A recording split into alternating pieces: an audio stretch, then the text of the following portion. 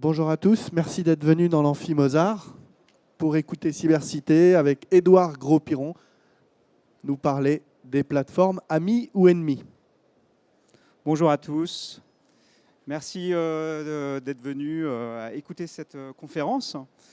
Donc on va parler du Digital to Store. Alors peut-être d'entre vous dans la salle, vous avez des points de vente, vous êtes un réseau physique et vous avez cette problématique. Peut-être que en fait, vous êtes une marque aujourd'hui qui distribue au travers de magasins, ou peut-être que ce sujet vous intéresse tout simplement.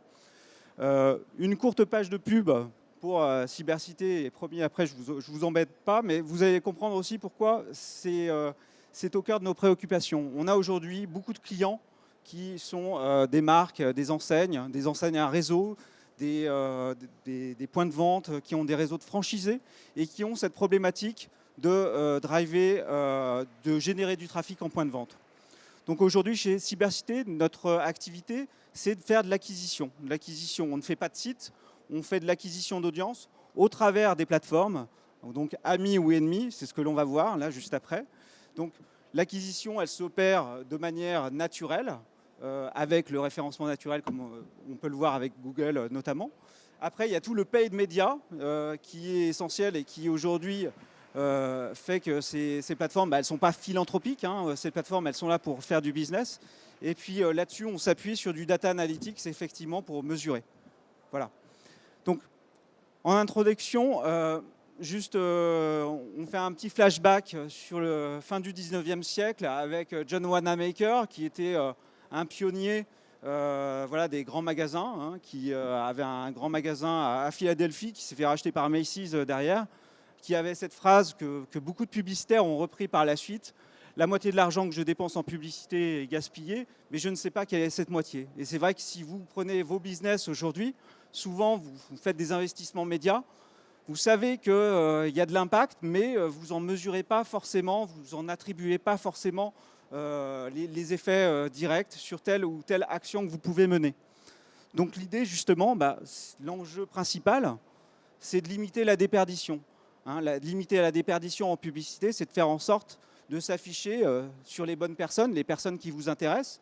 Alors, la première variable au niveau des points de vente et des magasins, ça va être la variable géographique, les zones de chalandise. La deuxième variable, ça va être le ciblage, le sociodémographique. Et puis la troisième variable, aujourd'hui, qui pointe le bout de son nez, qui est encore work in progress, c'est le prédictif, aujourd'hui. Les moments, effectivement, sur lesquels on va essayer de cibler les individus spécifiquement. Alors, avant de faire du digital, moi, je voulais m'intéresser aux différents leviers du offline. Les différents leviers du offline que vous faites peut-être vous-même au travers de vos actions publicitaires et que font aussi nos clients. Ce n'est pas parce qu'on est aujourd'hui sur e-marketing que tout s'arrête et qu'il ne faut pas faire de offline. Donc juste pour rappel, la télévision, qui est un média de puissance, qui est utilisé par les grandes enseignes, notamment au niveau national. On a une caution qui est vue à la télé. Bon, on a toujours des coûts d'entrée qui sont assez importants.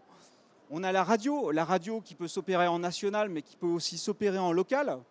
Il y a beaucoup de points de vente qui font de la radio parce qu'elles vont pouvoir cibler des antennes qui émettent et des zones de chalandise. Donc là aussi, la radio n'est pas morte et continue d'être consommée en tant que média. Après, c'est vrai que tout ce qui est presse, là, on est sur un média qui tend à décroître en termes d'investissement publicitaire. Ceci dit, on a toujours ce qu'on appelle la PQR, la presse quotidienne régionale, qui est utilisée par de nombreux points de vente. Bon, il est vrai qu'elle se digitalise de plus en plus. Ceci dit, elle est de moins en moins plébiscitée par les annonceurs et notamment les points de vente. Après, on a tout ce qui est affichage extérieur, ce qu'on appelle out of home, OOH. Ça peut être effectivement la pub dans le métro, les culs de bus, les decos. Et effectivement, là, on va pouvoir baliser de pub un itinéraire donné et on en revient sur cette fameuse zone de chalandise. Et puis enfin, on a le marketing direct, la pub boîte aux lettres, là où on a des capacités de ciblage si on fait du nominatif, mais on peut faire du tout de boîte aux lettres et on peut faire effectivement des actions de marketing sur des zoneries, Cecodip, etc., très ciblées. Voilà, donc chacun des leviers a ses avantages, ses faiblesses. Moi, ce que je voulais ajouter, c'est je me suis amusé, entre guillemets, à calculer un coût pour 1000 contacts. Un coût pour 1000 contacts, c'est-à-dire j'ai pris les données, voilà, on a la chance d'avoir pas mal de clients divers et variés et de partager beaucoup de données au niveau média. Donc j'ai pris ce que coûtait une publicité. Aujourd'hui, on sait qu'une pub qui passe au journal de 20 heures de 30 secondes, c'est 25-30 000 euros la pub. Voilà, donc on a pris toutes ces données et on en déduit un coût pour 1000. Ce qui est frappant, entre guillemets, d'un premier abord, c'est que finalement, le coût pour 1000, il n'est pas si éloigné si je prends chacun des leviers, mis à part peut-être la boîte aux lettres, où effectivement, la boîte aux lettres, le principal coût, c'est l'affranchissement, c'est la mise sous pli, et ça peut très très vite monter. Si vous avez un mailing ciblé, c'est 1 euro facile, entre 1 euro et 1,50 € le bout de mailing. Après, si vous faites du tout de boîte aux lettres, ça coûtera 5 centimes. Voilà. Donc voilà, je voulais remettre ça en perspective, parce qu'on ne jette pas tout, effectivement, au niveau des leviers. Effectivement, la vente en magasin, elle est influencée par une touche digitale. Alors je m'excuse, il y a la police qui a sauté. Donc 58% des ventes en magasin aujourd'hui sont influencées par une touche digitale. Et bien évidemment, ce que l'on voit, c'est l'accroissement des investissements médias digitales au niveau de nos clients qui ont une problématique de génération de trafic point de vente. Alors vous allez me dire, combien ils dépensent aujourd'hui? Ce que je peux vous dire, c'est qu'effectivement, ça commence à 20% du mix média, ça peut monter à 30, 40, 50%. Pour ma part, je n'ai jamais vu encore de business ou point de vente où ils dépensaient 100% en digital. Donc c'est pour ça que je dis ici, il y a vraiment une complémentarité à effectuer. Après, les avantages de la pub digitale, ça va être surtout la mesure des résultats et on va le voir qu'on va pouvoir mesurer le trafic en point de vente. Et ça, c'est aujourd'hui, ça ne l'était pas il y a même un an, ce n'était pas possible. Aujourd'hui, on arrive à le mesurer. On va le voir comment. C'est un peu caché, justement. Je fais un peu de teasing. On a des possibilités de géologue qui sont toujours plus importantes au niveau de la data et qui sont très importantes. On va voir comment on peut jouer avec.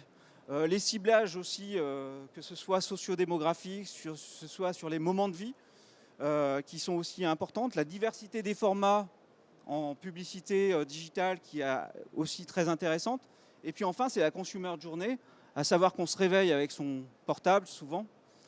On mange avec son portable, on va dans beaucoup d'endroits avec son portable.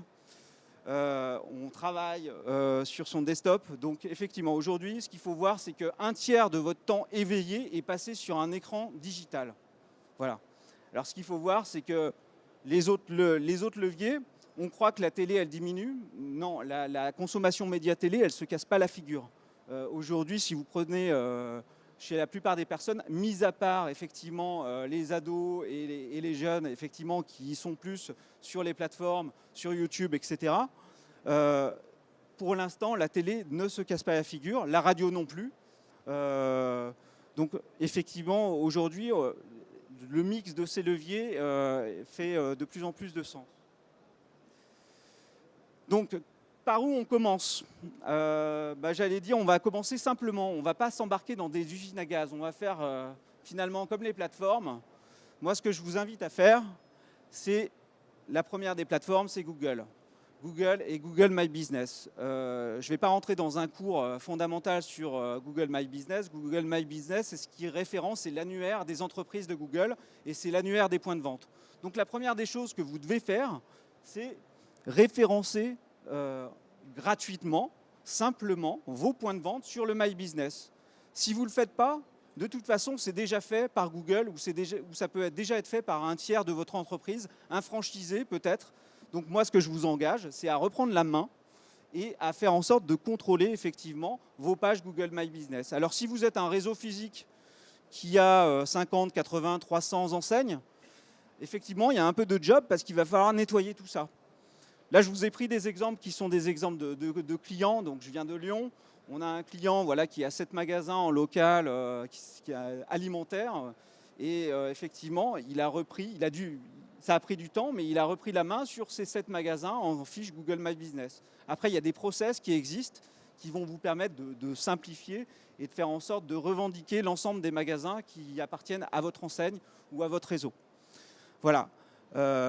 Quel est l'avantage de Google My Business? C'est certes, vous allez occuper plus de place quand on va taper votre nom de marque, mais aussi vous allez apparaître sur des requêtes qui sont plus génériques, des requêtes liées à votre activité. On va le voir tout à l'heure.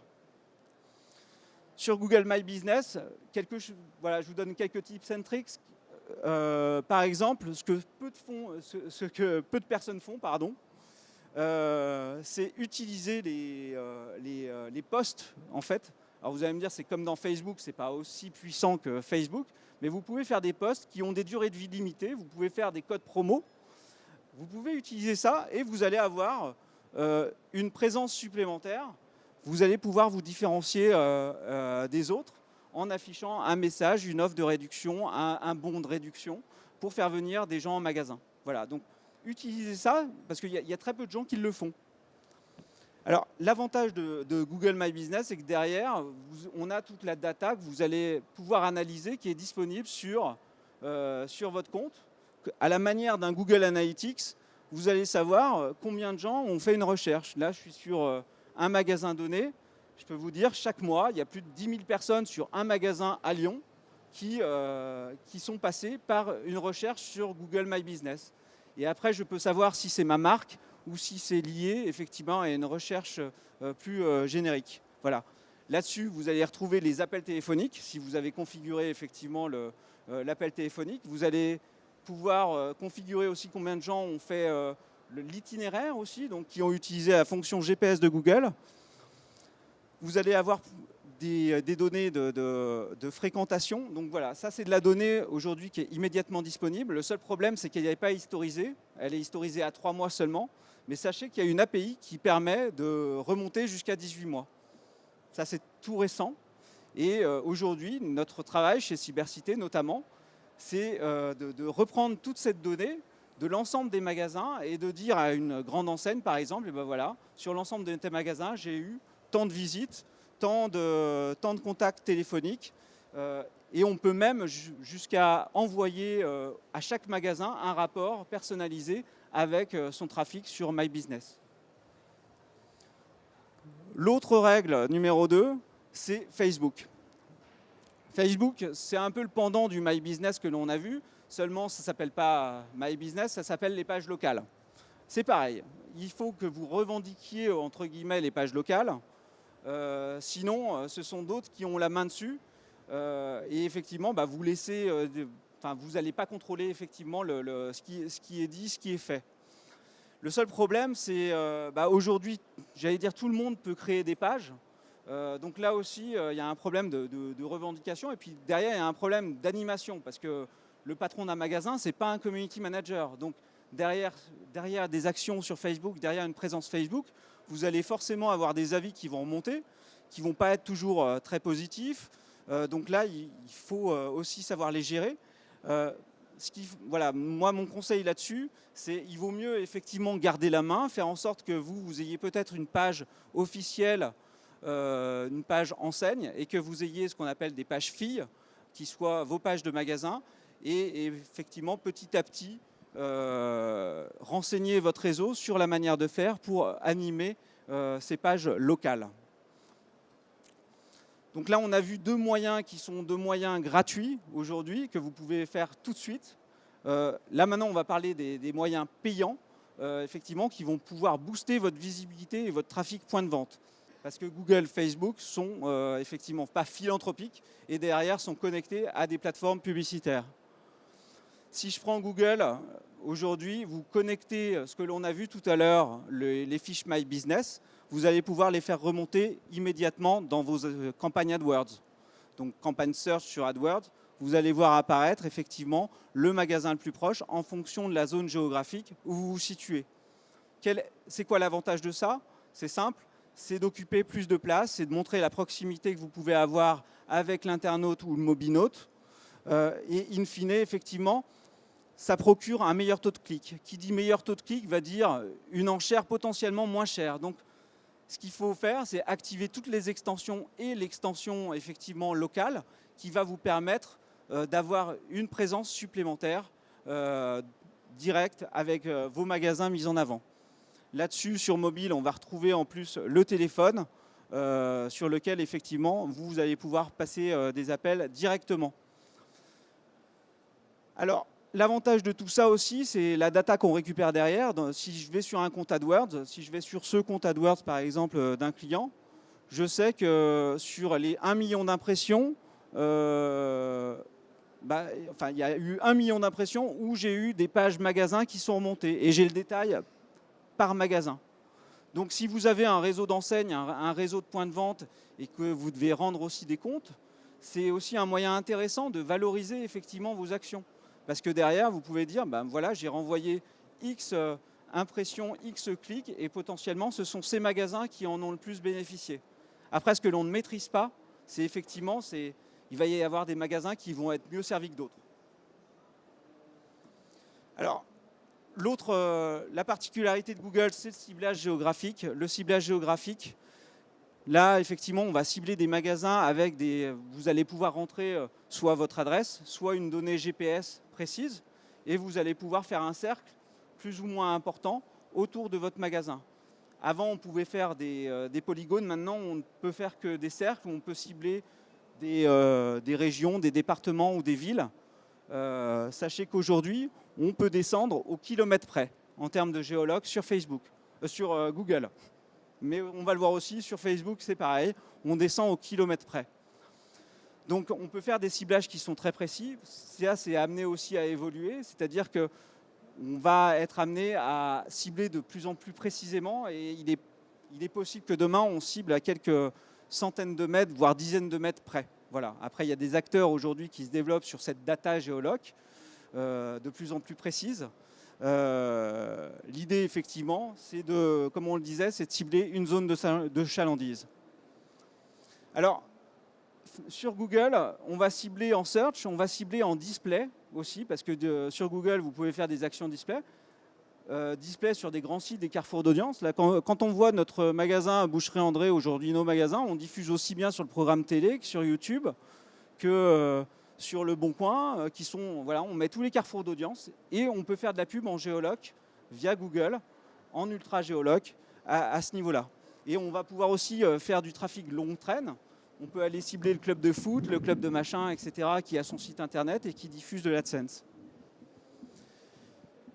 L'autre point, ce sont les publicités que vous pouvez faire sur Facebook, où là, la particularité de Facebook, ce sont la diversité des formats publicitaires que vous avez. Je ne sais pas si vous faites de la publicité Facebook dans la salle.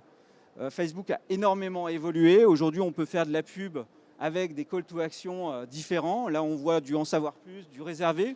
Je vous invite d'ailleurs à tester Flyview, là, qui est un de nos clients qui s'est lancé il y a 10 jours à Paris et qui fait de la publicité géologue, justement, sur des cibles Paris-Île-de-France, sur des cibles de parents qui ont des enfants, par exemple. Donc, on a des formats publicitaires qui sont de plus en plus impactants, des formats carousel, des formats slideshow, des formats avec de la vidéo. De la vidéo, aujourd'hui, je le précise, qui n'est pas forcément juste en 16/9, ça peut être du carré, ça peut être de la publicité vidéo verticale. Voilà, donc ça, il faut y penser et il y a des choses à faire créativement. Hop. Autre exemple aussi, Facebook, c'est Instagram. Et sur Instagram, bien entendu, vous pouvez faire de la publicité spécifique. Je vous donne l'exemple de ce que l'on avait pu faire pour Bouchara sur un magasin qui se lançait dans le sud de la France, où on met en avant une promo spécifique pour générer du trafic en point de vente. Ou d'une enseigne Cuisine Aviva, hein, voilà, qui a aujourd'hui 70 magasins et sur lequel on fait de la publicité géologue, effectivement, tout autour des magasins, avec un format que j'adore, moi, qui est le format collection. C'est-à-dire qu'on va pouvoir mettre plein de vignettes et puis on va avoir ce qu'on appelle derrière une pré-landing page qui va permettre d'inciter encore plus à l'action et au clic. Voilà, les paramètres géographiques, là je vous mets l'exemple de ce que nous on avait fait quand on avait fait le salon et de ce qu'on fait maintenant, aujourd'hui, où je vous parle, à l'instant T. Peut-être que si vous allez sur votre compte Facebook, là maintenant, vous allez voir alors, ma tête. Là c'est pas moi, c'était ce qu'on avait fait sur le salon. Là on fait une publicité géologue en ce moment même, sur le salon. en ciblant les gens qui travaillent dans le marketing, dans la publicité qui se situent dans un rayon de 1 km. Voilà, donc allez-y, regardez si vous le voyez, faites-nous coucou si vous voulez, ça peut être sympa aussi. Alors, on a parlé de 2 grandes plateformes publicitaires que sont Google, Facebook. Il n'y a pas qu'elles, effectivement, il y en a de plus en plus qui se mettent aussi sur cette data géoloc. Alors, je ne vais pas toutes les citer, mais c'est vrai que vous avez vu dans la presse récemment, il y a un enjeu qui est capital sur la data géoloc.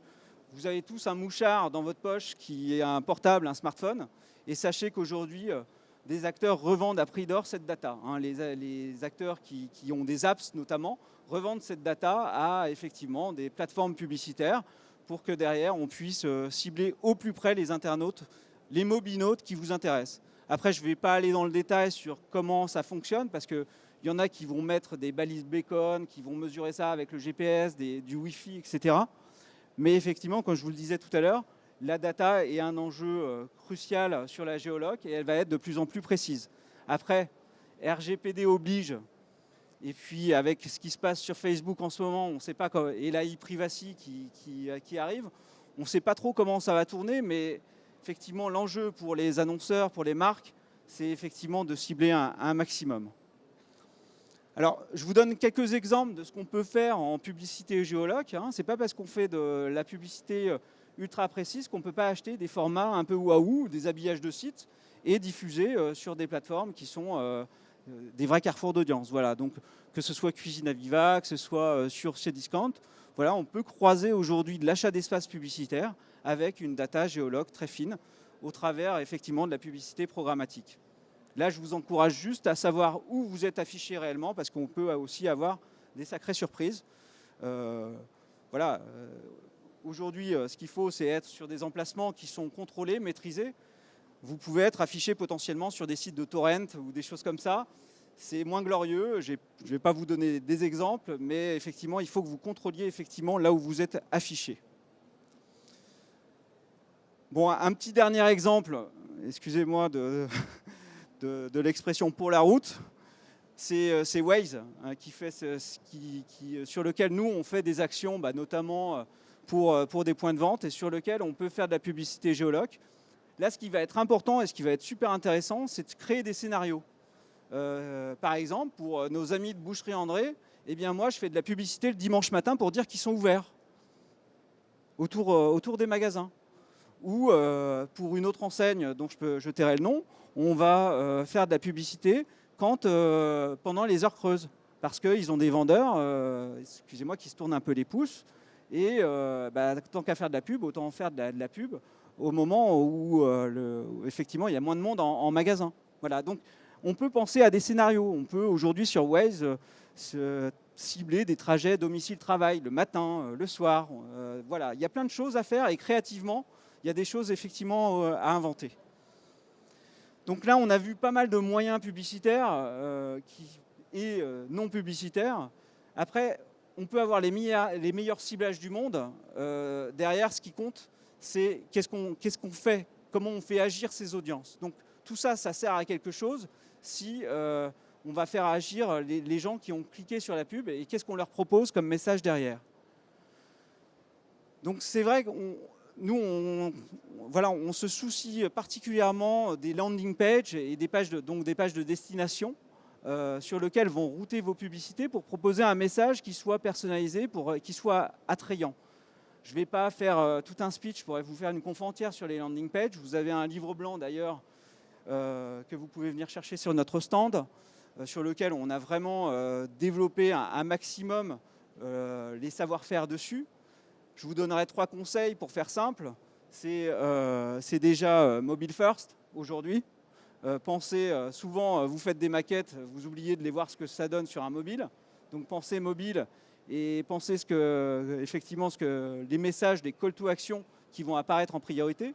Le deuxième, ce sont justement les call to action.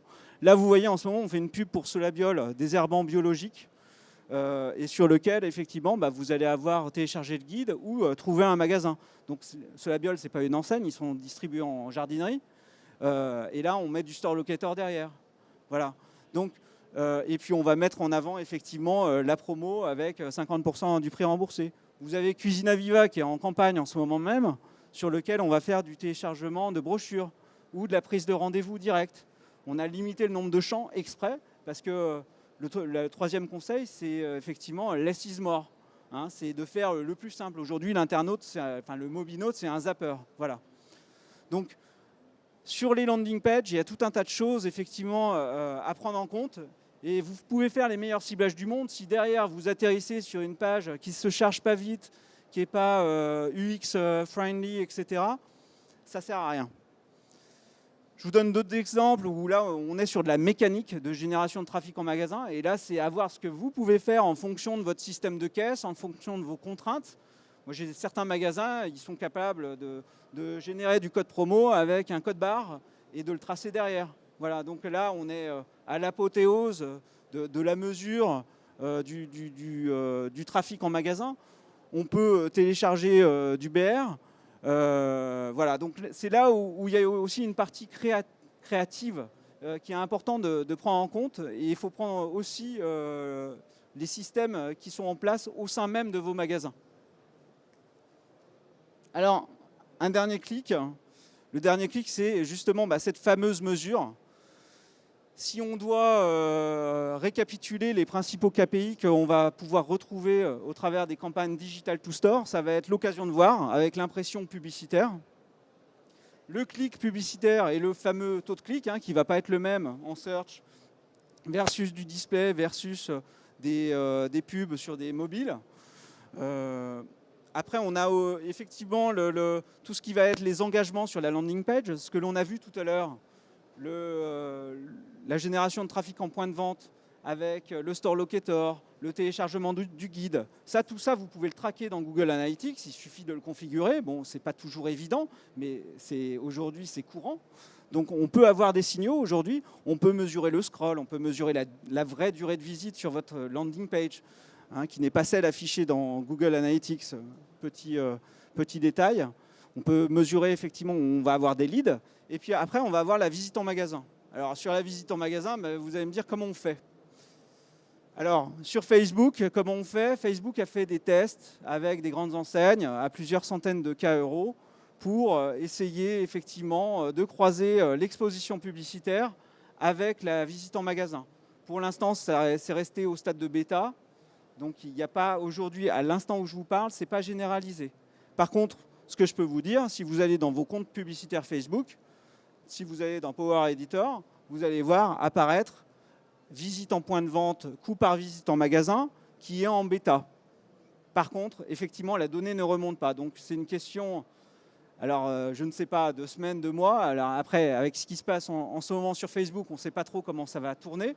Mais en tout cas, la data, elle est prête. Donc, vous allez me dire, là, on ne mesure toujours pas la data visite en magasin. L'autre moyen, c'est sur Google, avec le My Business notamment, dont je vous ai parlé tout à l'heure. Dans AdWords, vous avez l'indicateur visite en magasin qui est disponible dans les conversions. C'est caché, il faut aller le chercher. Là, on est sur une enseigne qui est assez connue, et j'ai plusieurs cas d'annonceurs, et sur lequel aujourd'hui on remonte effectivement des visites en magasin via AdWords. Et ça, c'est accessible aujourd'hui à tout le monde, à ceux qui ont des comptes Google My Business, des comptes Google AdWords. Après, il va falloir que vous fassiez suffisamment de visites en magasin, que vous ayez collecté suffisamment de data. C'est-à-dire, si vous avez juste quelques visites qui se courent après, effectivement, ça ne va pas marcher tout de suite. Il faut que, effectivement, on remonte de la data pendant plusieurs semaines, voire plusieurs. Ça peut s'activer au bout de 2 ou 3 mois. Voilà. Alors, comment il fait notre ami Google pour ça? Aujourd'hui, vous avez le smartphone, le mouchard dans votre poche. Il achète de la data aussi à l'extérieur. Il extrapole cette data et aujourd'hui, il est capable effectivement de géolocaliser et de dire, voilà, il y a eu tant de personnes qui sont venues dans mon magasin. La prochaine étape, j'aurais voulu vous mettre la slide, mais je n'ai pas eu le droit. C'est Google qui prévoit de faire donc, de la mise en avant de vos magasins au travers de la publicité display. Donc, encore une fois, ce que je vous disais, la base de base, c'est Google My Business. Parce que demain, on va pouvoir faire du display et faire remonter directement, faire du repiquage directement au nom de vos magasins. Voilà, avec l'itinéraire qui va bien et un format publicitaire semi-automatique sur lequel vous allez vraiment pouvoir indiquer la donnée physique de vos magasins. Le dernier point pour mesurer, c'est effectivement tout ce qui est CRM onboarding, DMP publicitaire. Alors là, on est sur du lourd, entre guillemets. C'est beaucoup plus touchy. Je ne vais pas rentrer dans le détail parce que tout ce qui est DMP publicitaire, ça engendre potentiellement des coûts. Ce que je peux vous dire aujourd'hui, c'est une mesure de lead. Vous pouvez très bien la croiser. Si elle a été générée sur, on a vu tout à l'heure une landing page, vous pouvez très bien croiser ça avec effectivement les devis qui ont été faits en magasin derrière. Donc aujourd'hui, on est capable de dire mon action publicitaire a rapporté tant de leads et à 6 mois, ça m'a rapporté tant de chiffre d'affaires. Donc là, avec aussi un petit bémol, c'est qu'on a quand même la contrainte RGPD sur lequel, effectivement, on peut, si vous maniez de la data personnelle, il faut crypter les données, ce qu'on appelle crypter en MD5, pour faire en sorte qu'on ne puisse pas remonter au niveau de la personne elle-même, sinon vous pourriez être inquiété. Voilà, donc, que retenir de tout ça? Je dirais, la première phase, elle est humaine avant tout, c'est l'accompagnement. Aujourd'hui, si vous avez des réseaux de points de vente, il va falloir accompagner vos magasins à se digitaliser. Et ça passe avec de l'humain, des personnes. Ça va passer par des actions qui sont simples, faire du test and learn. Comme on l'a dit en premier lieu, il y a des choses qui sont très simples. Google My Business, Facebook, c'est la base. Reprenez la main dessus. Déjà, rien que ça, c'est essentiel. Donc, on ne s'embarque pas dans des projets pharaoniques dont vous ne verrez peut-être pas justement le fruit tout de suite. On peut faire des choses qui sont très rapides et très efficaces tout de suite. L'autre point, effectivement, c'est mailler vos magasins avec les plateformes, comme on l'a vu, avec des flux, les connexions au système d'information. Pensez à la modération que ça suppose derrière, c'est le début de l'histoire. Et puis la troisième, c'est faire évoluer son mix média. Aujourd'hui, je ne sais pas combien vous dépensez en publicité. C'est de dire, est-ce que la part de ce que j'investis en pub, elle est bonne par rapport à la consommation média de mes cibles, ou par rapport aux opportunités, ou par rapport à ce que font mes concurrents.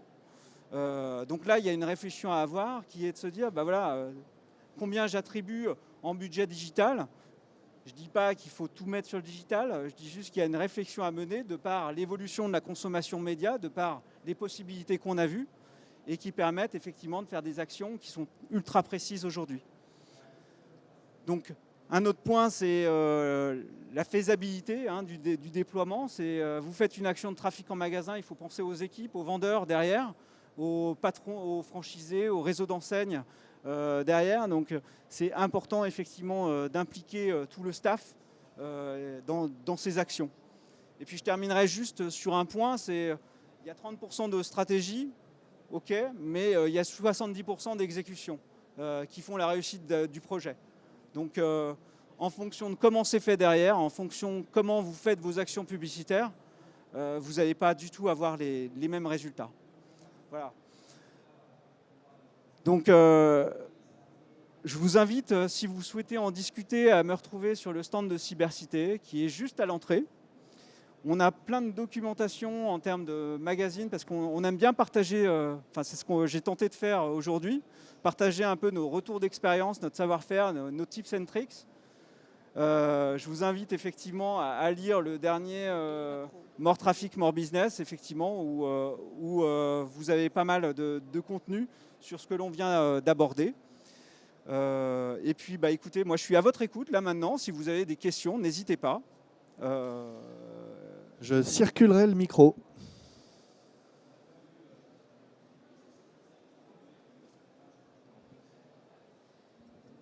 Est-ce que vous avez des résultats de performance pour comparer justement des campagnes display ou AdWords qui auraient été faits justement sur des zones de chalandise versus au national? Des comparatifs C'est une bonne remarque. Je trouve l'idée excellente. effectivement. Mais après, le national, souvent, il prend, on va dire, une part du budget. Il va faire du ciblage de masse. Donc après, effectivement, on va pouvoir comparer. Je n'ai pas de KPI en tête, mais c'est vrai qu'aujourd'hui, on est sur un modèle d'investissement publicitaire où sur les enseignes, on a le national qui met au pot et on a les enseignes qui mettent au pot. Et nous, aujourd'hui, on a des actions qu'on package pour les magasins en disant, voilà, tu veux faire une OP Facebook, ça te coûte 2 000, 3 000 euros pour faire une OP Facebook sur ta zone de chalandise. Tu veux faire une OP sur Waze, ça va te coûter 1 000 euros. Tu veux faire une OP sur Le Bon Coin, en homepage, etc., sur ta zone de chalandise, ça va te coûter tant. Donc, on est aujourd'hui dans une logique on-demand vis-à-vis des magasins. Après, tout dépend des objectifs aussi, parce que souvent les enseignes, elles ont aussi une volonté de faire de l'impression, de la visibilité et de la notoriété publicitaire, donc vraiment de l'occasion de voir. Après, effectivement, on pourrait séparer les résultats, mais je n'ai pas de mesures précises là-dessus. Work in progress. Est-ce qu'il y a d'autres questions? N'hésitez pas.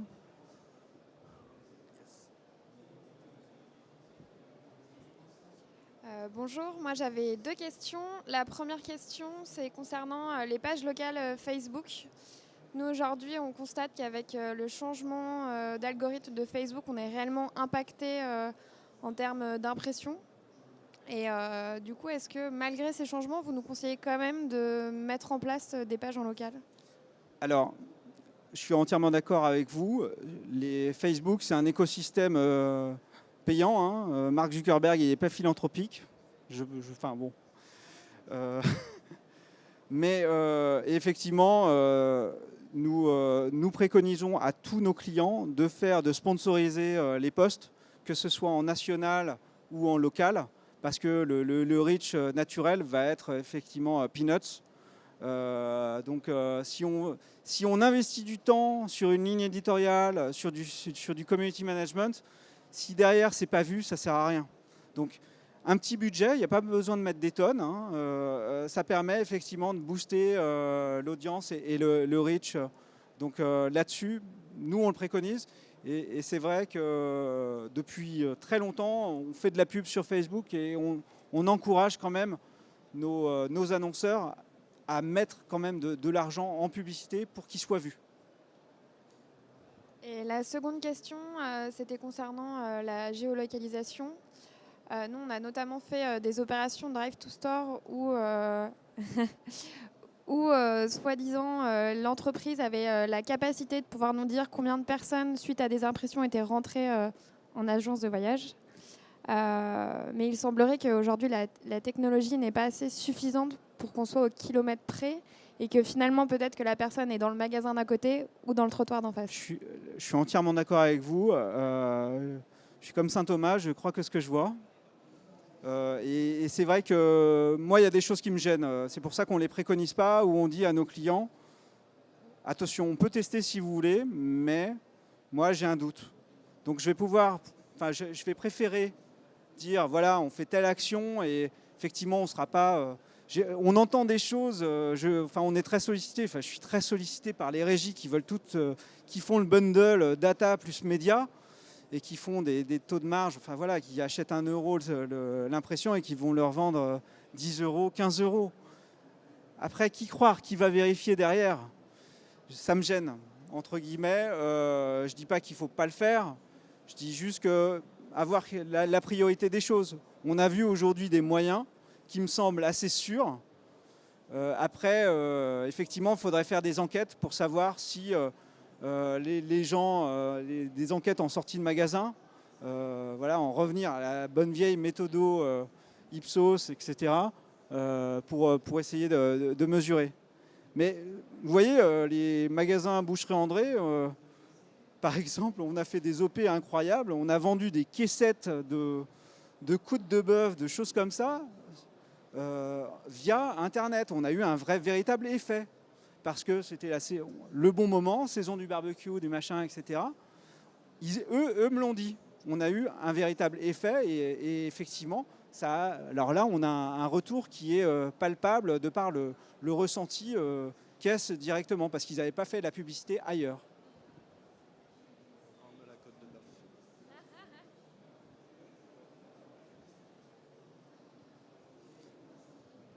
Ça y est déjà. Rendez-vous dans leur stand G8H7 s'il y a plus de questions. En tout cas, merci beaucoup de m'avoir écouté, d'avoir pris le temps. Et puis, n'hésitez pas, si vous voulez partager retour d'expérience, venez nous voir sur le stand. Merci à vous. Merci Edouard.